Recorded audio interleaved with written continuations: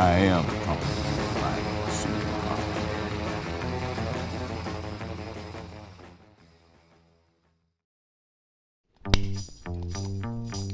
En vrai, son pire film, c'est Inglourious Basterds.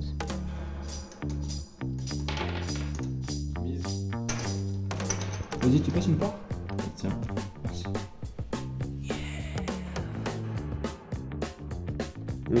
Réécrire l'histoire en s'inspirant des westerns, ça aurait pu être sympa, surtout avec violence, mais bon, là, c'est pas maîtrisé. C'est inégal, les scènes avec le nazi, là, elles sont bien. Le fait que le cinéma, dans tous les sens du terme, tue les nazis, c'est une bonne idée. Mais malheureusement, ça s'arrête là. La meilleure scène, elle est calquée sur le bon, la brute et le fluor. C'est vraiment une faute, mec. Bon, qui s'en occupe ? Pas moi. Pierre fait ciseaux. Vas-y, Allez, on y va. Allez. Pierre, feuille, ciseaux. Pierre, feuille, ciseaux. Ah.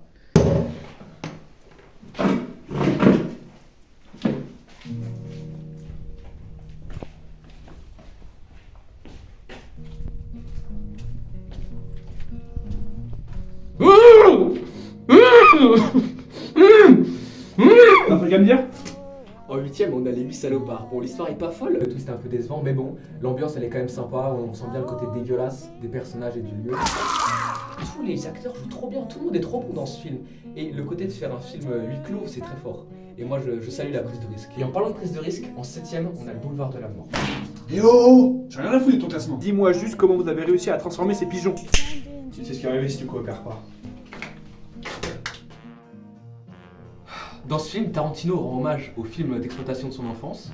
Tarantino, il utilise des bugs visuels, des erreurs de continuité pour imiter l'expérience de regarder un film de série Z. Le film, il n'a pas rencontré un énorme succès, je pense que c'est sûrement dû au fait que les gens ils aient pas la rêve de ce genre de film.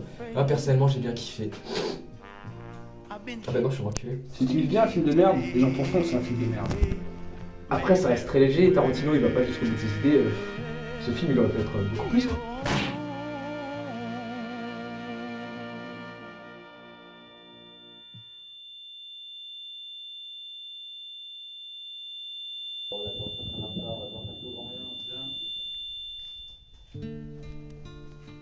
En 6ème, on a Django Unchained. Django Unchained, c'est un film dynamique, c'est excessif, c'est jouissif. Mais ça aussi, ça arrive à prendre le temps. Quand on parle de l'esclavage et de ses horreurs, tous les personnages sont iconiques et puis aussi avoir Ennio Morricone, James Brown et Tupac à la BO, c'est très très fort. Je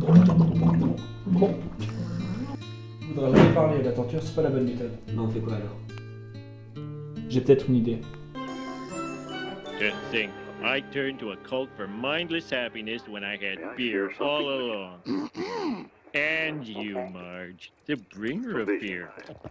Had in my sleep last night. As distinguished from a dream which is mere sorting and cataloging of... Nous interrompons immédiatement ce programme. Il s'agit du secrétaire d'État à la sécurité et à la surveillance nationale, retenu par un groupe armé encore non identifié. Je sais que ça va faire du mal à beaucoup, mais en 5ème, on a Pulp Fiction. Bon, tout a déjà été dit, le mélange des genres, les références, l'humour noir, Tarantino qui dit le N-word 50 fois, la musique, la structure narrative éclatée, mais je suis désolé, il y a des sous-intrigues, on en a rien à branler. Les dialogues me pètent les couilles, dans ce film, il me pète les couilles, voilà, je peux le dire. Dans les autres films, c'est carré, mais dans ce film-là, il me pète les couilles. Après, ça reste un bon film, encore à l'époque, que ce soit considéré comme un truc nouveau, bon, pourquoi pas, mais là, ça m'a vie. Alors, au revoir. There's a place where lovers go.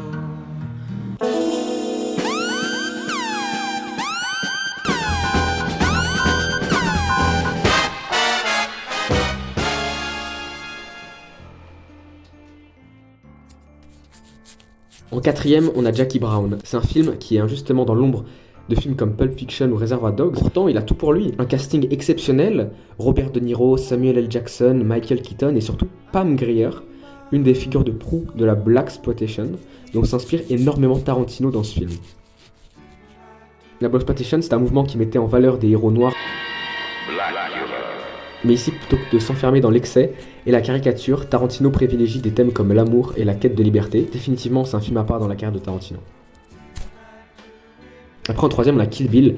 Dans ce film, le bro n'a plus aucune limite. Il fait tout et n'importe quoi. Il expérimente dans la manière de filmer, le montage et même dans les sound effects.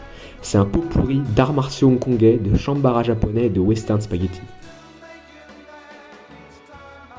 Un patchwork jouissif de violence, d'émotion, d'action et d'humour. Kill Bill, c'est un film régalade. En deuxième, on a Reservoir Dogs. Il n'y a aucun budget, mais ça se voit pas. Encore une fois, il y a un casting de fou. On parle d'Harvey Keitel et de Steve Buscemi. Dans un premier film, en général, on met tout ce qu'on peut, parce qu'on a peur de ne pas pouvoir en faire d'autres, et là, ça se voit. Tous les marqueurs des prochains films de Tarantino y sont. C'est dynamique, c'est efficace. Objectivement, c'est son œuvre.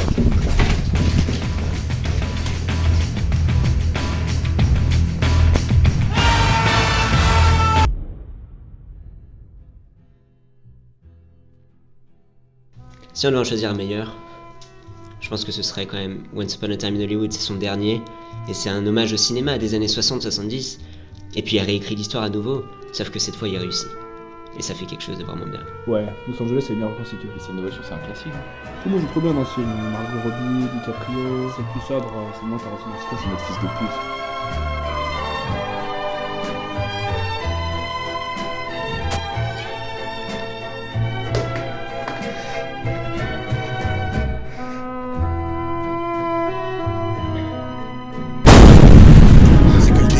Ils ont rien vu, je rappais pour de poteaux, j'avais un vu. Je faisais ça pour des psahas, des bien vus.